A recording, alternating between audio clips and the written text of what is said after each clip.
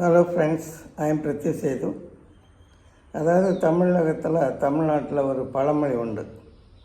கடை தேங்காய் எடுத்து வழிப்பிள்ளையாருக்கு உடைச்ச மாதிரின்னு சொல்லி அதுபோல் தான் அந்த திமுக அரசு என்ன சொல்லுதுன்னா, என்ன செஞ்சுக்கிட்டு இருக்காங்கன்னா, மக்களுடைய வரிப்பணத்தை எடுத்து மகளிருக்கு இலவச பேருந்து அப்படின்னு சொல்லி பண்ணிக்கிட்டு இருக்கிறாங்க.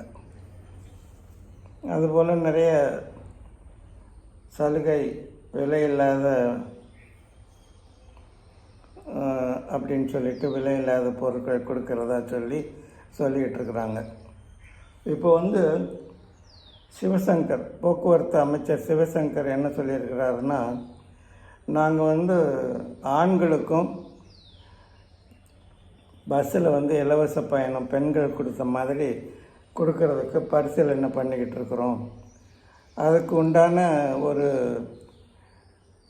பணம் அதிகமாக அரசில் சேர்ந்துதானா அதை பரிசீலனை பண்ணுவோம் அப்படின்னு சொல்லியிருக்கிறாரு. பொதுவாக நம்மளே என்ன செய்வோம், கோவில்லையோ சர்ச்சிலையோ மசூதிலையோ பிச்சை எடுக்கிறவங்க ஒன்று மாற்றுத்திறனாளியாக இருக்கணும், இல்லை ரொம்ப வயசாகி வேலைக்கு போகாத நிலைமையில் இருக்கணும். அப்படின்னா தான் ஏதோ கையில் இருக்கிற ₹1 ₹2 பிச்சை போடுவோம். அதை விட்டு போட்டு நல்ல திடகாத்திரமாக இருக்கிறவன் ஐயா பிச்சை போடுன்னா என்ன சொல்லுவோம், யோ உனக்கு என்ன கை கால் நல்லா தானே இருக்குது, போய் பிச்சை எடுக்க வந்துட்டு எப்போ போய் வேலையை பாரு அப்படின்னு தான் திட்டுவோம்.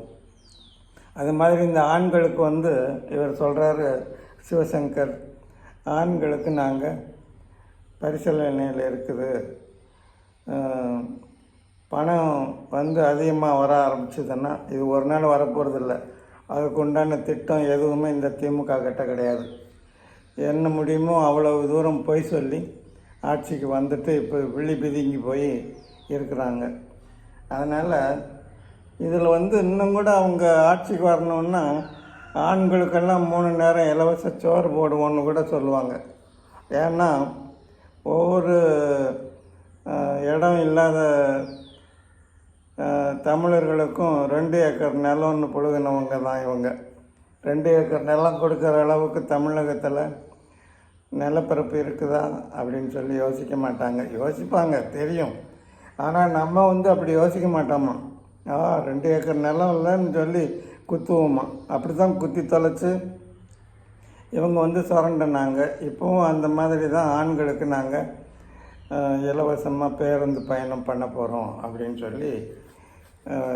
சரடு விட்டுக்கிட்டு இருக்கிறாரு.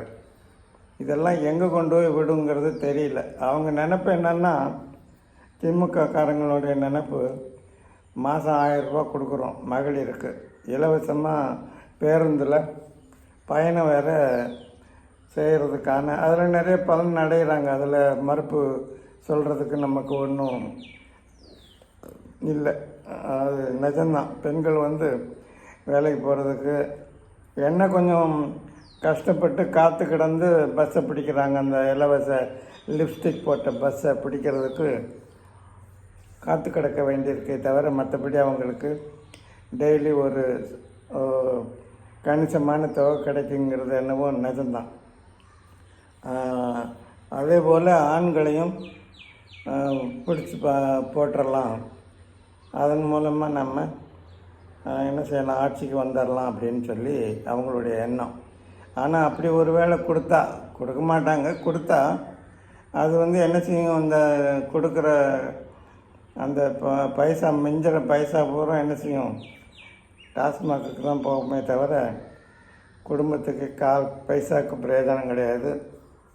இந்த பெண்கள் மறுபடியும் ஏற்கனவே நடுத்தோரில் தான் நிற்கிறாங்க. இந்த திமுக ஆட்சியில் மீண்டும் எல்லாருமே தெருவுக்கு வந்துடுற நிலைமைக்கு தான் தள்ளப்படுவாங்கங்கிறது தான் நிஜம்.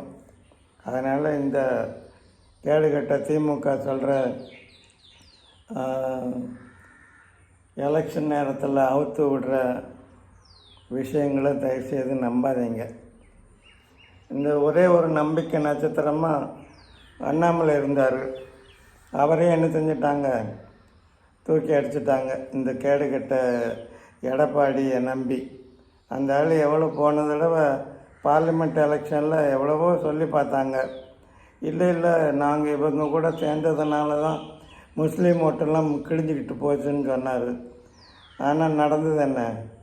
கடைசியில் சந்திரசேகர் ராவையும் மற்றவங்களையும் நிதிஷ்குமாரையும் கெஞ்ச வேண்டிய நிலைமைக்கு மோடியை கொண்டு வந்து நிறுத்தினார். அதுதான் நடந்தது. இப்போவும் இவர் நினச்சிக்கிட்டு இருக்கிறாரு. மத்திய சர்க்காருக்கே நல்லா தெரியும் இவருக்கு வாய்ஸ் இல்லை. அண்ணாமலை இவரை உடச்சி நொறுக்கிட்டாருங்கிறது நல்லாவே தெரியும். நிறைய இடங்களில் பார்லிமெண்ட் எலெக்ஷனில் டெபாசிட் போச்சு. நிறைய இடங்களில் பிஜேபியை விட பின்தங்கி 3வது இடத்துக்கு போச்சுங்கிறது நல்லாவே தெரியும். ஆனாலும் இப்போ இல்லைனாலும் 26 இல்லைனாலும் 31 பிஜேபிக்கு ஆட்சி வந்திருக்கும். அதை கெடுத்தது அமித்ஷா தான், அதில் சந்தேகமே கிடையாது. அது திமுக வரக்கூடாது அப்படிங்கிற ஒரே காரணத்துக்காக இந்த ஒன்றுக்கும் உதவாத எடப்பாடி, அதாவது வாய்ஸ் மங்கின, அதாவது அதிமுகவை பாதாளத்துக்கு தள்ளின எடப்பாடி விட கை கோர்த்துருக்குறாங்க. என்ன நடக்க போகுதுங்கிறது தெரியல. இப்போ மறுபடியும் அண்ணாமலை வந்தால் மட்டும்தான் தமிழகத்தில் பிஜேபி வளருமே தவிர மற்றபடி எந்த ஒரு முன்னேற்றமும் பிஜேபிக்கு இருக்காது. மறுபடியும் இவங்க திமுக கிட்ட தன்னை ஒப்படைச்சிட்டாங்கன்னு தான் நம்ம சொல்லணும். தமிழகத்தை திராவிட கழகங்கள் கையில் மறுபடியும் கொண்டு வந்து நிறுத்திட்டாருங்கிறது தான் நிஜம். 1000 காரணம் சொல்லலாம்.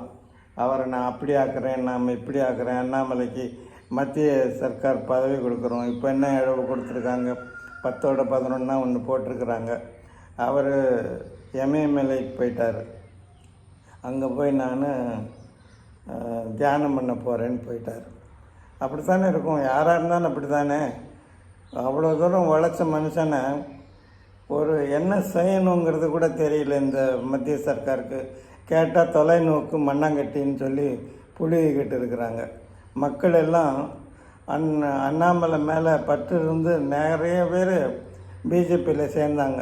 அத்தனை பேரும் என்னடா செய்கிறதுன்னு முழிச்சுக்கிட்டு இருக்கிறாங்க.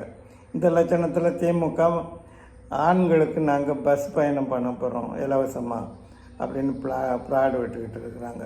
பொறுத்திருந்து பார்க்கலாம். மீண்டும் வேறொரு வீடியோவில் சந்திக்கலாம். நன்றி, வணக்கம்.